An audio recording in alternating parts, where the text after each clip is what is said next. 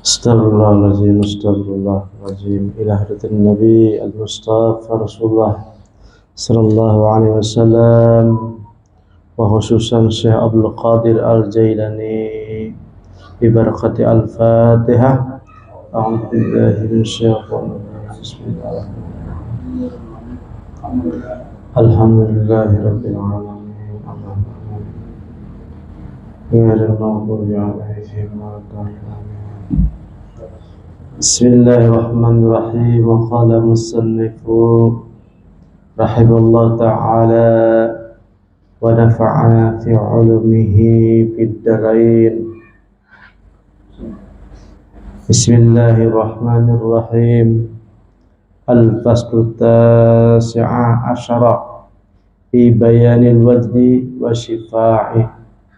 Qala Allah ta'ala taqsa'iru minhu juludul ladina yakhshawna rabbahum thumma talinu juluduhum wa qulubuhum ila dzikrillah. Afaman syarahallahu sadrahu lil islam wa huwa ala nurin min rabbih wa wailul lil khashiyati qulubuhum min dzikrillah. Wa qala Rasulullah sallallahu alaihi wasallam jadbatun min jajabatil haq tuzi amalat sakhalain. Alhamdulillah, segala puji bagi Allah subhanahu wa ta'ala. Salawat dan salam selalu kita ucapkan kepada Nabi Muhammad sallallahu alaihi wasallam. Alhamdulillah, minggu kemarin kita membahas tentang haji secara maknawi lah. Haji secara maknawi. Maksudnya haji secara maknawi ini haji menurut tasawuf, bukan haji menurut syariat. Kalau syariat yaitu ada syarat dan rukunnya berangkat ke Makkah. Kalau haji secara tarekat di sini yaitu tujuannya supaya berjumpa dan bertemu dengan Allah Subhanahu wa ta'ala. Kalau orang haji tujuannya supaya bisa tawaf, bisa ke Mina, bisa wukuf di Arafah, dan tawaf qudum dan mahir Ka'bah. Jadi kalau syariat hanya melihat Ka'bah, tetapi kalau hajinya orang hakikat itu adalah seakan-akan melihat Allah Subhanahu wa ta'ala, dan Ka'bahnya adalah di hati. Tergantung kebersihan daripada hati orang tersebut. Pertama, mungkin hatinya diselubungi dengan nafsu. Kalau sudah bersih nafsunya, maka dinikahkan hatinya menjadi qalbun salim. Arti kata hati yang sudah sembuh dari penyakit. Saking bersihnya daripada hati tersebut, naik sedikit menjadi roh. Kemudian roh tadi saking bersihnya, saking beningnya, sudah saatnya naik, yaitu menjadi hatinya tadi menjadi fuad. Saking bersihnya lagi, saking beningnya lagi, maka fuad tadi menjadi sir. Ini adalah perjalanan batin. Dan ketika orang sembuh yang disebut qalbun salim tadi, itu nikmatnya luar biasa sudah. Maksudnya ketenangannya tenang. apabila hatinya selamat tadi, qalbun salim, maka hatinya adalah mutmainah, tenang. Kalau dijinakakan sudah, jadi tenang aja, nyaman aja. Dan ini masih menggunakan akal ataupun berpikir kalau qalbun salim. Makanya di sini perlunya ilmu tauhid dan ilmu iman ketika masih qalbun salim, karena dia harus menyelamatkan nafsunya supaya hatinya ini selamat daripada nafsu amarata bisu, nafsu lawamah. Nah, gitu. Makanya perlu di sini namanya ilmu dan keimanan untuk menangkis daripada yang merusak daripada hati. Di antaranya yang merusak hati, ujub, takabur, riya, sum'ah, hati menghina orang, meremehkan orang, hati ingin dipuji terus, minta pujian, minta sum'ah, dan lain sebagainya. Ini adalah penyakit hati. Yang lebih parah lagi, ujar Al-Hikam kemarin, sudah tahu ini penyakit hati, akan tetapi dipelihara. Nah, dipelihara, dilihatkan saja. Setelah dilihatkan saja, dan kemudian ridho dengan apa yang rusak. Nah, kada mau membaiki. Nauzubillah min dzalik.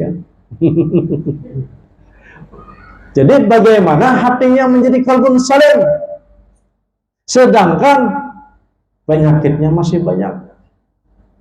Qalbun salim artinya hati yang sehat. Qalbun salim itu artinya. Makanya ujar ulama, kalau seseorang tersebut ada memperhatikan daripada penyakit hati, ini adalah termasuk orang yang fasik secara batin, walaupun lahirnya soleh, walaupun ibadah, sholat terjaga, amalnya terjaga, tetapi hatinya kada diperbaiki, maka ini termasuk orang yang kafir, kafir hafid. Nah, kafir hafid. Karena apa? Sifat Tuhan dirabuti. Dirabuti sifat Tuhan. Takabur sifat Tuhan. Al-Qahar sifat Tuhan. Nah, jadi qalbun salim, apabila berisi ngaran hatinya qalbun salim, yaitu harus selesai penyakitnya dulu. Kalau sudah selesai berarti sehat. Kalau sehat berarti nyaman. Kalau hendak naik ke atas lagi menjadi roh tadi, itu lebih nyaman lagi. Setelah roh menjadi fuad, lebih tenang lagi. Sampai ke sir, itulah surganya orang ma'rifat. Nah, itu ada bernafsu lagi. Nah, disuruh saja makanan, Sidin memilih sir. Nah, Sidin lebih cinta dengan yang dirasa di hati. Makanya ada kisah 40 hari, 40 makan, 40 malam, itu makanan minuman disuruh oleh anak bini kada tak makan. Karena saking nikmatnya Sidin ini disir. Nah, apalagi disuruh duit, menolak ini. Nah, menolak ini, sarik ini. Aku jahidin salawatan, mendengar baca-baca syair-syair, maka bisa mempengaruhi kepada hati. Berarti ini hidayah dari luar. Nah, ada juga hidayah itu dari dalam. Afaman syarahullahu sadrahu lil Islam bahwa ala nurin min rabbih. Ada orang hatinya terbuka, yang dibukakan oleh Allah Subhanahu wa taala untuk agama Islam. Dia atas cahaya min rabbih, maksudnya suasana kadada, mendengar mengaji tidak ada, orang berzikir tidak ada, tiba-tiba orang ini menjadi taat disebabkan hidayah langsung dari Allah Subhanahu wa taala. Jadi hatinya tuh langsung terbuka seorang, tiba-tiba hendak mengaji, tiba-tiba hendak taubat. Dan ini bertingkat-tingkat orang ini dapat hidayah hati ini. Ada hidayah hati dari orang awam menuju jadi orang soleh, jadi orang soleh menuju jadi al-abrar, kemudian dari al-abrar menuju al-muqarrabin, al-muqarrabin menuju menjadi orang shadiqin. Nah, ini biasanya ini lebih mantap hidayahnya daripada yang di luar. Ini adalah Allah Subhanahu wa taala yang berkehendak. Ibaratnya seorang presiden kan menghendaki orang yang dekat dengan presiden, maka dia lihat siapa kira-kira yang cocok. Kemudian juga hajnan, berduka, sedih, bisa juga. Nah, ini adalah perasaan batin kan. Dan perasaan ini ada dua jenis. Yang pertama perasaan jasmaniyah, nafsaniyah. Yang kedua perasaan ruhaniyah, rahmaniyah. Adapun perasaan nafsaniyah, seseorang tersebut merasakan bikuatil jismi bigairi kuatil jasbatil ghalibati ruhaniyah. Ada seseorang tuh punya perasaan, tapi bukan perasaan yang dari Allah Ta'ala, maksudnya bukan dijajahkan tadi. Ada perasaan di hati, tetapi ini kada baik. Seperti mana contohnya riya tadi, itu perasaan hati tak? Seperti perasaan sum'ah, seperti perasaan pingin masyhur. Dan semua ini adalah batil. Lianna ikhtiyaruhu ghairu maghlubin wa maslubin. Karena kehendak itu tadi kada diperlukan, kada hendak dituntut. Maksudnya apabila ada barang tersebut harus disingkirkan. Nah, itu perasaan. Nah, perasaan hati itu. Adapun perasaan wa amma wajnu ruhaniyah bi quwwati jazbiyati mislu qiraatil Quran bi syauti hasanin aw sa'rin mauzunin aw zikir mu'assarin. Adapun perasaan rohani yang baik, jadilah perasaan hati nih. Karena setelah mendengar orang mengaji, ketika mengaji atau kita mengaji dengan tajwid dan maharapnya akhirnya terkesan dalam hati, atau mendengar syair-syair maulid terkesan dalam hati, atau mendengar orang berselawatan yang tahu artinya terkesan dalam hati, atau setelah kita berzikir perasaan dalam hati akhirnya nyaman dan tenang. Nah, ini yang disebut adalah wajdan. Wa yustahabbu muwafaqatuhu alaihi salatu fi qouli ta'ala fabashshir ibadil ladzina yastami'una al-qawla wa yattabi'una ahsanahu wa qad asatul ashaq wa tujur wa alhanul aghani wa kullu dzalika quwwatul ruh la madkhala nafsi wasyaitani fi misli hadzal wajri. Nah, adapun jadi hati kita ini pun bisa terkesan juga apabila mendengar suara burung, senang kita. Kemudian mendengarkan suara lagu-lagu orang menyanyi, itu masuk dalam hati juga. Nah, pokoknya apabila mengarah hati kita tenang, nyaman, itu adalah disebut wajdah. Dan apabila arahnya kebaikan, itu disebut adalah untuk roh.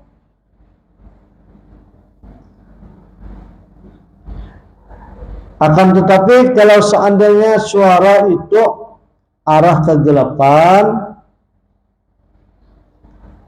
itu arahnya daripada syaitan. Tetapi kalau arahnya untuk kebaikan, itu berarti nur dalam hati. Ini hidayah yang dari luar tadi, suara dari luar tadi. Tetapi kalau orang yang hidayah dari dalam tadi, itu pasti baik.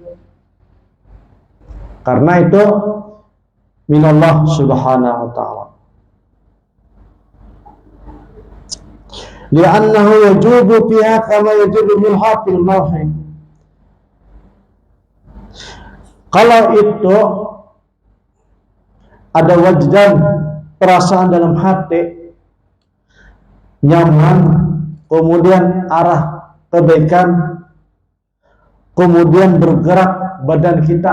Nah, bergerak kalau ketika berzikir bergerak. Nah, kalau orang mendengarkan lagu kan berjoget. Itu adalah pengaruh daripada perasaan hati tadi.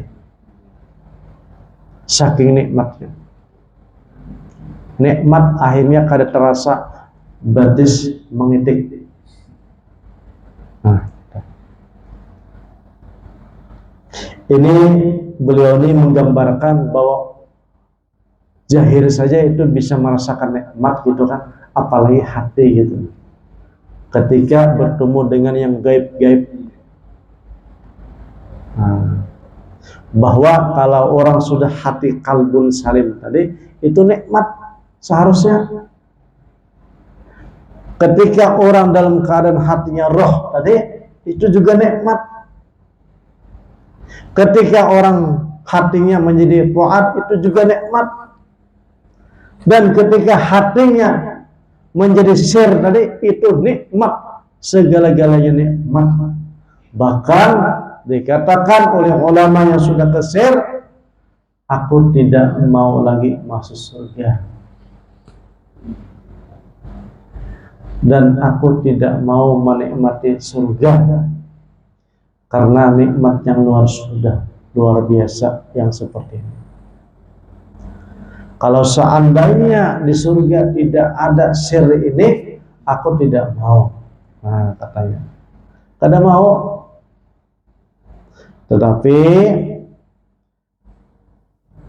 dikabarkan oleh Allah Subhanahu wa ta'ala bahwa nanti di surga sirnya ditingkatkan lagi. Kalau ibaratnya di sini sirnya 10 watt, mungkin nanti di akhirat 1000 watt. Akhirnya rindulah mereka, inginlah mati meninggalkan dunia.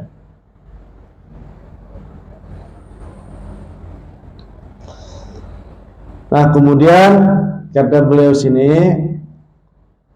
ketika orang sudah hatinya merasa nikmat, apalagi sampai sir, itu ibarat air garam yang tidak bisa lagi terpisahkan. Garam dengan air kada kawa lagi terpisahkan. saking nikmatnya. Nah, disitulah biasanya orang kada paham bahasa-bahasa orang yang sudah terpisah tadi. Kalau didengarkan oleh orang-orang biasa, kemudian dipakai, itu menjadi fasik, bermurtatan, berkekafiran. Yang disebut orang tersebut adalah namanya dalam keadaan asyik dan mansuk. Kadang kala lagi membedakan antara air putih dengan arak di dalam gelas yang bening, yang putih, jernih. Ada kawal lagi. Saking apa? Nikmatnya sudah. Maka disebut orang di sini, kalau bahasa ahli sufi, orang ini namanya wahdatul wujud. Nah, wahdatul wujud. Tetapi ujar ulama di dalam kitab-kitab sufi ini bisa satu mat saja, sedetik saja, sekilat, bagaikan kilat. Bisa juga berlawasan seperti mana cahaya lampu. Dan bisa juga orangnya kayak bulan purnama, kuat kita nah, tapi masih ada yang lain. Bisa juga seperti matahari ataupun bagaikan siang. Jadi tergantung orang tuh. Dan ini ada belum juga bisa bergulik lagi kepada nafsu lagi. Nah, walaupun orang tadi kan sudah bersih hatinya dari kalbun saleh, baik, bergulik pula. Nah, ketika bergulik tersebutlah orang tuh disebut adalah Abdullah, hamba Allah. Nah, ketika ia bernaik, itu kada merasa lagi dirinya.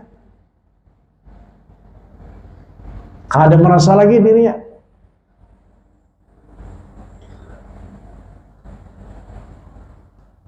Nah, itulah orang-orang yang sudah sampai kayak gitu. Nah, orang sampai. Makanya ketika orang sudah asyik dan mansuk tadi, mahabbah dan luar biasa kepada Allah Subhanahu wa taala, quwwatul warani lirroh, saking kuatnya nurnya nih. Maka orang tersebut yang disebut ada at-tayyibuna lit-tayyibat. Orang itu baik terus, hatinya tenang, baik terus. Nah, ini yang disebut wajdan ataupun perasaan hati. Menjelaskan tentang haji secara maknawi tadi. Kayak bagaimana haji maknawi. Ini bukan saja lewat akal, akan tetapi adalah lewat wajdan ataupun perasaan hati. Apabila orang sudah sampai yang disebut sirr tadi, maka orang tersebut wali Allah. Kalau belum sampai, berarti kita tuh ibaratnya nafsu saja, masih nafsu nih. Berarti kita ini masih berlawan lawan nafsu. Nafsu.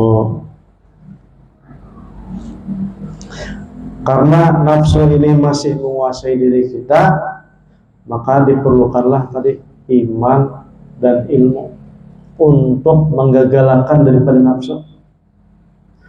Supaya nafsu ini tadi supaya bisa naik ke atas. Nah, maksud naik ke atasnya artinya bersih, membersihi, bersih. Karena pembersih ini seperti mana contohnya beribadah, berzikir, kemudian banyak-banyak bertobat, itu adalah sarana untuk hati bersih, tetapi bukan tujuan.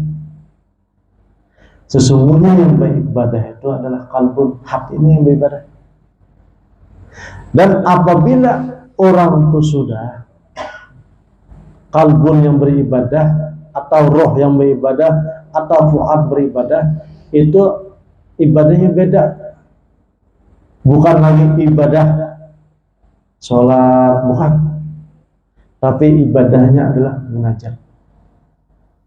Munajat itu kalau bahasa kita adalah berpandir, berkisah, dan mendengarkan. Itu ibadahnya. Tetapi biasanya ibadahnya ataupun amalannya diberi oleh Tuhan pula. Kada boleh memakai pemberian dari yang lain. Orang yang memakai amalan dari guru-guru itu karena belum sampai. Baca selawat, baca ratib, baca hijib, itu karena belum sampai. Jadi terpaksa memakai kendaraan orang lain. Nah, itu. Tetapi kalau orang yang sudah sampai kepada Allah Subhanahu wa taala yang disebut wasil, itu adalah bisi amalan seorang. Tubadil sudah, tergantikan sudah.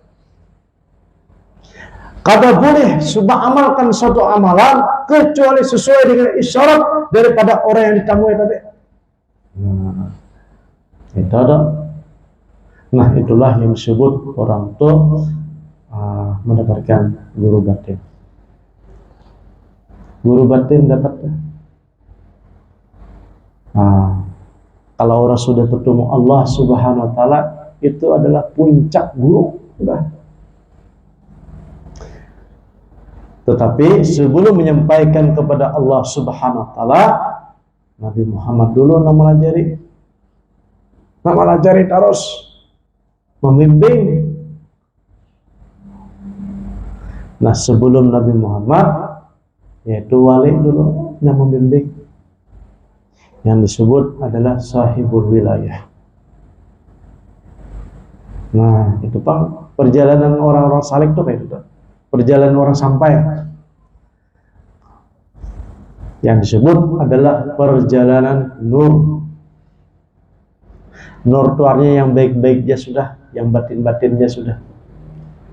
Kalau perjalanan julumat kan kita sudah kisahkan, yaitu perjalanan bertemu dengan guru-guru yang zahir. Akhirnya belajar adab hati, adab akhlak kan. Nah, itu tujuannya adalah untuk mencapai mendapatkan guru batin tadi.